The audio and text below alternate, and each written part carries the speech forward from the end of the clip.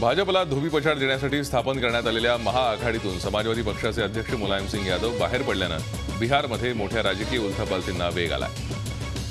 मुलायमसिंगांची समजूत काढण्यासाठी आरजेडीचे अध्यक्ष लालू प्रसाद यादव आणि जेडीयूचे अध्यक्ष शरद यादव यांची धावाधाव सुरू झाली आहे. नरेंद्र मोदी आणि केंद्र सरकारच्या कामाबाबत नाराजी नसल्याचा खुलासा राष्ट्रीय स्वयंसेवक संघाचे सहकार्यवाह दत्तात्रय होसबाळे यांनी केलाय. तीर्थस्थानांच्या विकासाच्या मुद्द्यासह देशातल्या महत्त्वाच्या प्रश्नांबाबत यावेळी चर्चा झाल्याचं त्यांनी सांगितलं. राम जन्मभूमीवर मंदिर व्हायला हवं या मुद्द्यावर संघ ठाम असल्याचं ते म्हणाले. शिक्षक दिनाचं औचित्य साधत पंतप्रधान नरेंद्र मोदींनी देशभरातल्या विद्यार्थ्यांशी शुक्रवारी संवाद साधला. दिल्लीच्या माणेकशॉ ऑडिटोरियममध्ये झालेल्या या कार्यक्रमात पंतप्रधानांनी शिक्षक आणि शिक्षणाचं महत्त्व विशद केलं. शिक्षक आणि विद्यार्थ्यांचं नातं हे अंगणवाडीपासून सुरू होतं, त्यामुळे अंगणवाडी सेविका आणि शिक्षकांचं महत्त्वही तितकंच असल्याचं त्यांनी सांगितलं. आपण लहानपणी प्रचंड खट्याळ होतो, आपल्या आईसाठी आपण डोकेदुखी होतो, असं खुद्द राष्ट्रपती प्रणव मुखर्जी यांनीच कबूल केलंय. शिक्षक दिनाच्या निमित्ताने दिल्लीतल्या शाळेत राष्ट्रपतींनी शुक्रवारी विद्यार्थ्यांशी संवाद साधला. यावेळी आपल्या आयुष्याचं संचित त्यांनी मोकळं केलं. एक खट्याळ मुलगा ते राष्ट्रपती या प्रवासाचा जीवनपट त्यांनी खुला केला.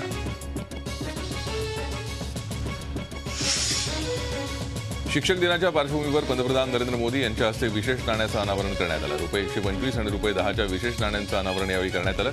नवी दिल्लीतल्या माणेकशॉ सभागृहात पंतप्रधानांनी देशभरातल्या विद्यार्थ्यांशी संवाद साधत गप्पा मारल्या. यावेळी माजी राष्ट्रपती डॉक्टर सर्वपल्ली राधाकृष्णन यांच्या स्मृतीप्रित्यर्थ ही विशेष नाणी सादर करण्यात आली. तुर्कीच्या समुद्र किनाऱ्यावर 3 वर्षांच्या मुलाचा मृतदेह सापडल्यानंतर युरोपवर शरणार्थींबाबत नरम भूमिका घेण्याबाबत दबाव वाढतोय. ब्रिटनचे पंतप्रधान डेव्हिड कॅमरून सिरियाच्या हजारो शरणार्थींना इंग्लंडमध्ये येण्याची परवानगी देण्याची शक्यता वर्तवण्यात येते. पाकिस्तानमध्ये गेल्या 13 वर्षांपासून वास्तव्यास असलेली 23 वर्षांची भारतीय मुलगी गीता सध्या भारतात येऊ शकणार नाही. सिंध हायकोर्टानं हरियाणाची सामाजिक कार्यकर्ती मोमिनीन मलिकची याचिका फेटाळून लावत गीताला भारतात पाठवण्यास नकार दिलाय. पाकिस्तानमध्ये भारतीय चित्रपटांवर कायमस्वरूपी बंदी लादण्यात येणार नाही. बॉलिवूड चित्रपटांविरोधातील एक याचिका फेटाळून लावत लाहोर हायकोर्टानं याचिकाकर्त्याला सांस्कृतिक मंत्रालयाशी बातचीत करण्याचा सल्ला दिला आहे. ऑस्ट्रेलियाचे पंतप्रधान टोनी एबॉट यांनी म्हटलंय की इसिसचे दहशतवादी अधिक वाईट आहेत, कारण आपण केलेल्या पापांची देखील ते शेकी मिरवतात. अमेरिकेच्या आग्रहानंतर इराक आणि सिरियामध्ये ऑस्ट्रेलियाई हवाई हल्ल्यांना वेग देण्याचा विचारही ऑस्ट्रेलिया करत आहे.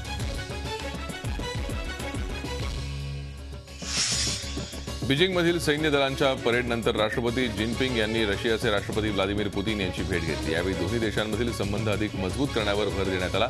काही दिवसांपूर्वीच रशिया आणि चीनच्या नौदलांनी प्रशांत महासागरात युद्धाभ्यास केला होता. युरोपमध्ये शरण येणाऱ्यांच्या संख्येत वाढ होतीये. एका रिपोर्टनुसार गेल्या 6 महिन्यात 6 लाख नागरिकांनी युरोपमध्ये शरण येण्यासाठी अर्ज केले, तर गेल्या वर्षी 4 लाख नागरिकांनी शरणागतीसाठी अर्ज दाखल केला होता. अमेरिकेमध्ये एका 51 वर्षांच्या महिलेनं आपल्या नातीला जन्म दिलाय. नॉर्थ डकोटा इथे शेरी डिक्सन आपल्या मुलीसाठी सरोगेट आई बनली. वयाच्या 51व्या वर्षी आई बनण्याचा तिनं कधी विचारही केला नव्हता. मात्र आपल्या मुलीचं पहिलं बाळ मृत पावल्यामुळे शेरी डिक्सननं हा निर्णय घेतला. युक्रेनची राजधानी कीव आजकाल धुरानं घेरली गेली आहे, कारण शहराच्या आसपास अनेक जंगलांना आग लागली. आतापर्यंत 30 हेक्टर परिसरात आग पसरली असून या आगीमुळे शहरात धूर पसरला आहे. दुसऱ्या महायुद्धातील विजयाच्या 70व्या वर्षपूर्तीच्या निमित्तानं चीनमध्ये मोठा जल्लोष होतोय. बीजिंगमधील ऐतिहासिक तियानमेन स्क्वेअर इथे चीन आपल्या सैन्य दलाची ताकद दाखवेल. दरम्यान यावेळी राष्ट्रपती शी जिनपिंग यांनी सैन्यातील 3 लाख सैनिक कमी करण्याची घोषणा केली आहे.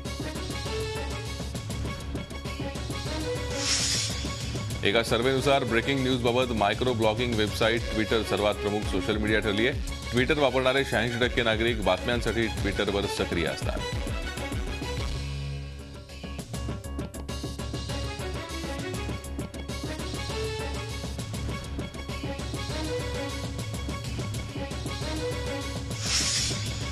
आता बघूयात एक अनोखी कार. या कारला ड्रायव्हरची गरजच नाही. ही कार तुम्हाला ड्राईव्ह करत घेऊन जाईल. विज्ञानानं केलेल्या प्रगतीमुळे हे शक्य झालंय. चालक रहित आणि स्वयंचलित असणाऱ्या या कारची चाचणी सिंगापूरमध्ये यशस्वी झाली आहे.